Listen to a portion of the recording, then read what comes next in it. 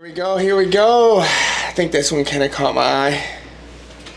We got the blue one. Okay. Ooh, this is a good one. And as you as a new dad, we're going to talk about sleep. Okay. Are you getting enough sleep? How do you do on sleep with the race weekends and all of that stuff? So, first off, with Yui, are you getting enough sleep? I am actually getting enough sleep because thanks to the wife, she gets up in the middle of the night. So yeah, I am maybe not the beginning stages when he was younger, but he's sleeping pretty good now. So my sleeping schedule is pretty good. Yeah, he's been pretty good lately, and he just keeps getting better. So unfortunately, the wife deals with most of that. Okay. Have you gotten better about sleeping the further you've gotten into your career? Because like sometimes, especially when you guys are young, you're so anxious, probably don't sleep a lot Friday night, and then you come here Saturday and you're tired and travel and all that stuff. Has it gotten better the older you've gotten into it, or is it getting harder the older you get into it? I think it gets better as you get older because I think you just become a bit more relaxed with the schedule and the racing, and older, wiser. So it is a bit more.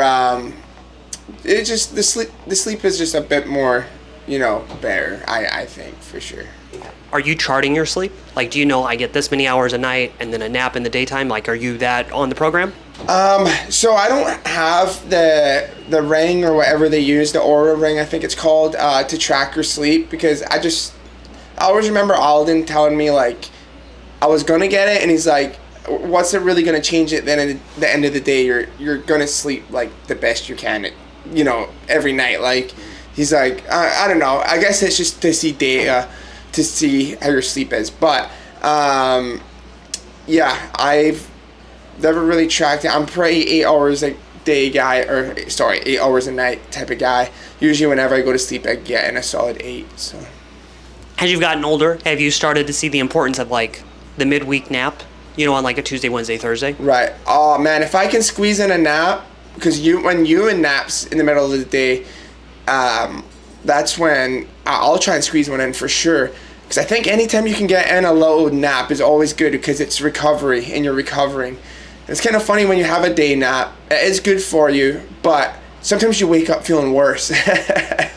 So, but if I can squeeze in a day nap, which usually once a week I can. Yesterday I did because I'm sick, so my body really needed it. So I was pumped to get that in. So yeah, squeezing in those naps is good. The more recovery, the better. When you put him down for a nap, does he put you down too? Like when my guy lays his head on my chest when we're trying to go down, I'm knocked. I'm done for the rest of the afternoon after that. Yeah, I mean, it just depends really. Usually Ewan's wrestling and kicking me in the face until he goes to sleep, so it's not like he's just a gentle sleeper. He's literally like a helicopter in the bed doing 360s and take a few heels to the face. But I mean, yeah, once he falls asleep, and it's actually funny because he's got his little white noise machine and all his stuff he's got, and now sleeping without it for me is weird. Like I like the white noise and stuff. It's very calming, and yeah, if I can squeeze in a little nap with him, is perfect. But sometimes I can't. Sometimes I literally just can't sleep. So, do you sleep on the plane?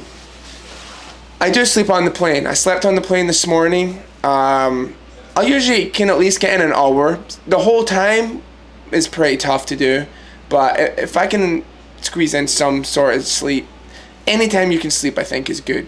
So yeah. Usually I can get in like an hour on the plane though.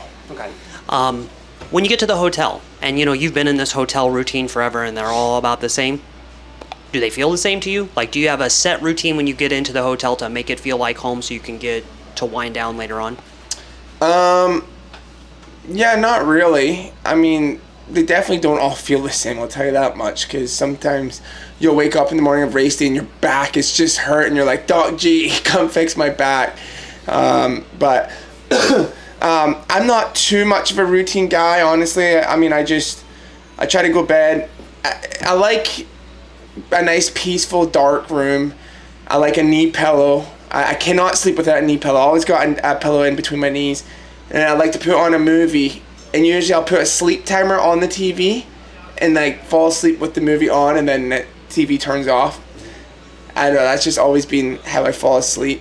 falling asleep without the TV, they say obviously it's a lot better for you with the, the flashing of the TV and stuff like that. But I just always sleep with a movie on. I know on a Friday, like tonight, I won't go to sleep till like 1 o'clock. Like obviously I have stuff to do, but then I'm just pinging because I know how much is going to happen on Saturday. Yeah. And then everything that happened today that I'm still trying to wind down for. Yeah. So sometimes it's hard for me to dial it back. But then, as dumb as it is on a Friday, but especially on a Saturday, if I know I have that 4 o'clock wake up, I sleep with all the lights on in the room, so I don't go all the way into it, because then I jump right up. What? Yeah. That's crazy. Dude, I can fall asleep full clothes, just lay out across the bed, and then with lights on, and then if I'm lucky and I set my alarm and everything's good, then we're good. But then sometimes if I don't, I can jump up like 5 minutes before the alarm should go off, and then I'm into it. After doing it for so long, I'm so into the Saturday, Sunday routine now that it's like second nature. Yeah. No, that's interesting. But the times that I can't sleep usually is after a race. Sometimes I have a hard time falling asleep. I remember I raced a Supercross in St. Louis, and I had a 5 a.m. flight, maybe 6 a.m. flight. And, sorry, my phone's ringing. I went to bed, the time we got back to the hotel was like 12 something. And I put on, it was a Adam Sandler movie or something. And usually I would just fall asleep. I didn't fall asleep at all because my adrenaline was just pumping, right? From the race, like your adrenaline's just spiking. So then when you're just laying there, you're literally just laying, like when you're sleeping, your eyes are just closed. And then like I'm looking at the clock, it's 4 a.m. And I'm like, come on. Next thing you know, we're getting up for the flight, and I didn't sleep. And then when I got on the plane, I fell asleep. So I think the RPMs were just revving from the race, and then once it finally, the idle dropped, we fell asleep on the plane. But yeah, the adrenaline really keeps you up. That was the next question, was how do you wind down on a Saturday night? Like after you do all this, and obviously you guys have exerted a lot of energy, it's one thing to where you need to recover, but after you did that 2 hours ago, I'm sure you're still keyed up. Yeah, for sure. It's you are pretty wired after a race. I'm never that tired. I'm not really even, weirdly enough, I'm not hungry after a race, even though I do eat, like I'm not like starving. But yeah, I usually just shower and go to bed and try and fall asleep.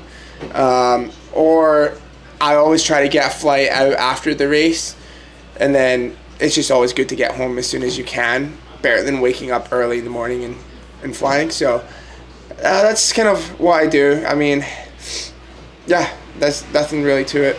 All right, Mr. International, over the last 16 months, how have you done on the long haul flights? Like, do you sneak in a couple hours here and there? And then when you get to another time zone that's completely on the other side of the world, how do you adjust? Yeah, that's actually a really good question. So I've actually feel like I've finally mastered on how to travel international with jet lag and everything, and especially with Ewan. So when we go to Australia and we leave from LAX, the key thing is we have to take a night flight. So we have to have like a 10 p.m. flight, because then we keep Ewan up, and then once we keep him up until we're on the plane, then once he falls asleep, that's like his normal sleep schedule. He will sleep for the first 8 hours, and then when he wakes up, we only have like 5 hours to go or so, so just to keep him. So that's the best thing to do, because we've took a flight in the morning and he was up. I was wrestling him on the chair for damn near the whole flight. And then he fell asleep the last 4 hours. It was terrible. So that's that. And then the other thing, when you get to a new country and you get there and you're so jet lagged and tired, you gotta just keep yourself up. Do not go for a day nap. Don't catch an hour or two. Just try and stay up the whole time until, if you can get to 9 or 10 o'clock, and then go to sleep. And then the next day, wake up at 8, your normal time. It's going to be a rough 2 or 3 days, but then you'll just get in that schedule. So it's just, don't take a day nap during those days. Like, pound coffee, do what you got to do, stay up, because you got to get your body in that routine. So I've kind of figured it out. You can't take those naps as bad as you want to take it, because even though you really want to, or you will not sleep at night and you'll be just staring at the ceiling in the middle of the night. So that's kind of my little trick. Okay. This is a personal one, so answer it as much as you want to. Do you dream? Like, do you have dreams, recurring dreams, the same dreams? Do you dream at all? Yeah, definitely dream, but with dreams I forget half of them is the thing. But yeah, I mean I don't want to jinx myself, but I don't feel like I've had a bad dream in a long time. It's weird. I have the same dream over and over and over, like Really? one of three, and a bad one just cycled out, so I haven't had it in a while, which is fine. I was like always falling or fighting something, but I'm always in a hotel, and then I always have like a big cross-country drive I have to do. And then like in the last 2 weeks, it's been weird. I've had deja vu where I've been in the places that I've dreamed about. Like I'm on that road or I'm in that hotel, and granted all hotels tend to blur together, but I have the same dreams over and over and over all the time. Yeah, dude, I'm telling you. When it comes to deja vu and all that stuff, we could go down a deep rabbit hole, you know? But, yeah, I don't know. It's, when I do have a dream and I'm in a fight and I go to punch, I can't punch. It's like, doosh. You're like, man, I can never punch. It's so funny. But, yeah, I don't know. Sometimes I feel like I just go to sleep and I wake up. Do you have race dreams, or do you get completely checked out from it? Oh, I mean, I do, but I just don't remember them, you know? And then I sometimes I have dreams that feel so real, I wake up and I'm like, whoa, that was like, felt way too real. I don't know, it's very trippy. Very trippy. And then obviously, just like normal, like a bad dream, something bad happens, you know? Like, it's crazy. You like open you're dreaming and you open your eyes, you're about to rear end the car at 200 miles an hour, you know? On the cross-country drives, I'm only the one driving, but I wind up in the back seat, and then we're like careening to a guardrail, and I'm freaking every time. And then I'm like, how am I going to tell Hertz that I just wadded this rental car up in my dream? Yeah, it's crazy. And then, yeah, even when you like hit your head really hard on a crash, it's like a deja vu, and you feel like you're in a dream. It's so weird. All right. Dino, this was awesome. This is exactly what I hope for as this kind of thing gets going, and you're a guy that I'd wanted to talk about these, so hopefully you're around a little bit longer and we can hit those other 5 Yeah, definitely. I'd be interested to see what the other ones are, so there's my sleeping schedule. Thanks, Dino. Yep.